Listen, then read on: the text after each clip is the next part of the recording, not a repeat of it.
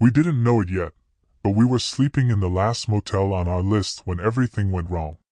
It was 3:33 a.m. at the Bay Lantern Motel in Florida, the third stop in our top 3 spookiest motels in America that you can visit road trip video. The air in our tiny room felt heavy, like someone had turned up the gravity. The old window rattled from the wind outside, and the neon sign buzzed red through the thin curtains. Vacancy. Vacancy. Vacancy. Tyler was sitting on the edge of his bed, holding the camera. The screen showed clips from our first 2 stops, the Ravenwood Roadside Motel and the Pine Hollow Motor Lodge. Only now, something was wrong. In every clip, there was an extra shape standing behind us. A tall, dark figure in the shadows, watching. "Dude, that wasn't there when we filmed," Tyler whispered. His voice shook. Mia clutched her phone. "You guys, look at this." On her screen was a message with no sender. No number, no name. Just a title. "Top 3 guests we will never let leave." Below it were 3 names. Jason. Tyler. The bathroom light in our room snapped on by itself. The door was closed, but we could see the yellow glow leaking around the frame. Then the doorknob started to turn. Slowly. Back and forth. Like someone inside was trying to decide whether to come out. I swallowed hard. "Who's in there?" I called. The doorknob stopped. Everything went still. For 1 second, the whole motel felt like it was holding its breath. Then something scratched the inside of the bathroom door. Long and slow. We stared, frozen. Tyler lifted the camera with shaking hands. The scratching got louder. Closer. And then, right as I took 1 step toward the door, the light inside flicked off. The room went dark. Now let me tell you how we ended up there. It started 4 days earlier, when we were still safe in my parents' driveway in Ohio, loading up my old silver SUV. I'm Jason, by the way. I run a small YouTube channel with my best friends, Mia and Tyler. We mostly film haunted places, abandoned houses, and creepy urban legends around the U.S. "This is it," Mia said, tossing her backpack into the car. "Our first real series. Top 3 spookiest motels in America that you can actually stay in. If this doesn't blow up, I quit." "You say that every week." Tyler laughed, sliding his camera bag in carefully. We had our list, made from hours of online searches and ghost forums. Ravenwood Roadside Motel in Arizona. Pine Hollow Motor Lodge in Illinois. Bay Lantern Motel in Florida. All old. All cheap. All filled with stories about strange noises, vanishing guests, and rooms that never stayed empty for long. The first stop, Ravenwood, sat lonely in the Arizona desert, miles away from any real town. By the time we pulled into the cracked parking lot that first night, the sun was melting behind the red rocks, and the sky was turning purple. The sign flickered, Ravenwood MOT. Half the letters didn't even light up. Inside, an old man with gray hair and a stiff smile checked us in. His name tag said, "Sam. 3 guests 1 night, room 7, he said slowly. His voice sounded like he hadn't used it in a long time. "People don't usually stay in that room." "Why not?" Mia asked, half joking, half excited. He looked at us for a moment, then slid the key across the counter. "Because they don't come back." We laughed nervously, thinking he was just trying to scare some tourists.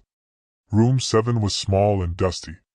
2 beds, 1 old TV, and a painting of a raven on the wall. The air smelled like old socks and cleaning spray. We filmed our usual intro, joked around, and set up a night vision camera on the dresser, facing both beds. Then the night got quiet. Too quiet. No cars. No voices. Just wind.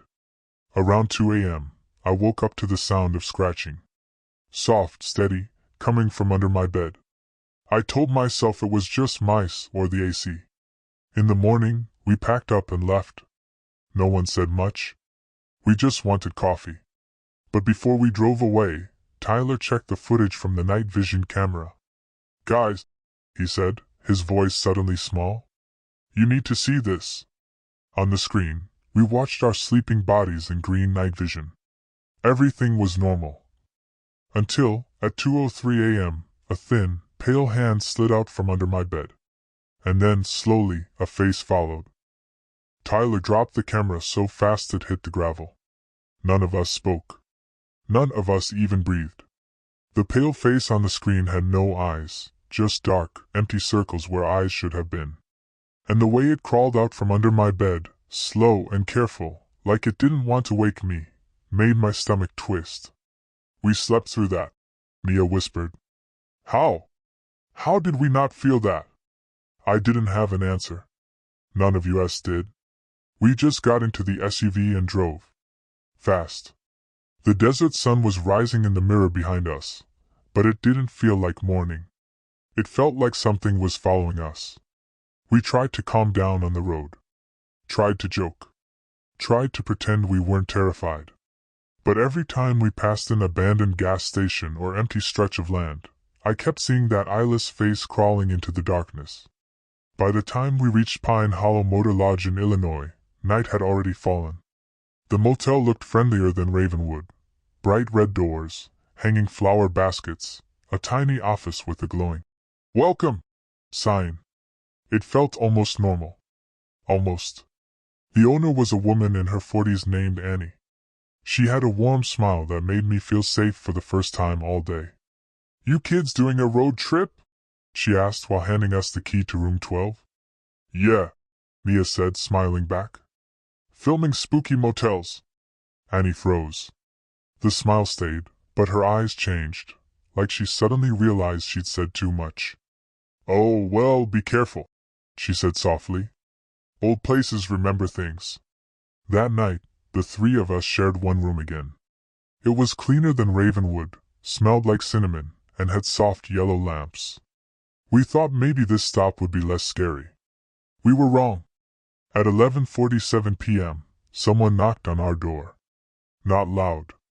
Not angry. Just a slow, steady knock. 3 times. We peeked out the window. No one there. Mia whispered, "Maybe it's another guest?" But the parking lot was empty. Ours was the only car. Another knock. This time softer. Then the doorknob jiggled. "Hey!" Tyler shouted, stepping back. "Who's out there?" Silence. Then a voice spoke right outside the door. A girl's voice. Soft. Sad. Yum. "Please," it said. "Let me in. I'm cold." Every hair on my body rose. The voice didn't sound human anymore. It sounded hollow. Like someone pretending to be a girl but not getting it quite right. "Should we call the owner?" Mia whispered. I grabbed my phone. No signal. The voice at the door spoke again, but this time it was angry. "Let me in." We stepped away from the door. Tyler lifted the camera, his hands shaking. And then, scratch. A long, sharp scratch across the door. Then another. And another. Like nails dragging hard along the wood. Mia grabbed my arm so tightly it hurt. "Jason! Jason, look!" She pointed at the floor. A shadow was slipping into the room through the gap under the door. Not a normal shadow. This one moved like smoke, twisting, reaching, alive. I stumbled back, knocking over a lamp. The shadow slid further in, curling toward us like a black hand. "Back! Get back!" Tyler shouted, kicking at it, but his foot passed straight through. Then the scratching stopped. The shadow froze. And slowly, very slowly, it started to rise. Forming the shape of a head. A neck. Shoulders. The shadow was becoming someone. Or something. That's when the lights in the room flickered. Once, twice, then went out completely. And in the pitch black, we heard breathing. Right beside us. The breathing was so close it felt like someone was standing right between us. I couldn't see anything, just pure darkness. And the sound grew heavier, deeper, like whatever was in the room had lungs far bigger than any human. "Jason," Mia whispered. I could hear the fear in her voice shaking. "Don't move," I whispered back. We stood frozen, listening. The shadow shape we'd seen forming before the lights went out had melted back into the dark, but now it felt like the entire room was the shadow. Like it surrounded us, filling every corner. A cold hand brushed the back of my neck. I yelped and spun around, knocking into Tyler. He fumbled for his camera. The tiny screen flickered on, casting a small blue glow around us. In that weak light we saw it.